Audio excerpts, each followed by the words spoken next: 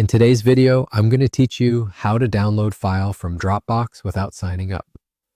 If someone has shared a file with you on Dropbox and you don't want to create an account or even open the Dropbox site, there's a quick way to grab that file directly.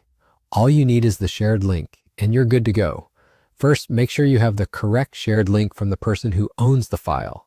The owner should set the link so that anyone with the link can view or download. If you try this and see a permissions error, it simply means the sharing settings need to be adjusted by the owner before you can access it. Once you have that link, open your favorite web browser. In the address bar at the top, paste the shared link exactly as you received it. Before you hit enter, look closely at the end of the link. Most Dropbox shared links include a little setting at the end, something like DL10 or 0. That 0 tells Dropbox to take you to a preview page. We don't want the preview, we want a direct download. So here's the trick. Change that 0 to a 1. In other words, DL0 becomes DL1. That one tells Dropbox to start the download immediately. After you make that quick change, press enter.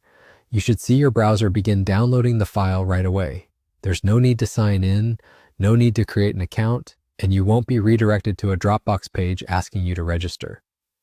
A couple of quick tips as the download starts. If your browser asks where to save the file, choose your preferred folder. Otherwise, it will likely land in your default downloads folder.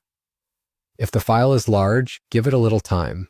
For folders or multiple files, Dropbox may package them as a single zip file, which you can open after the download finishes.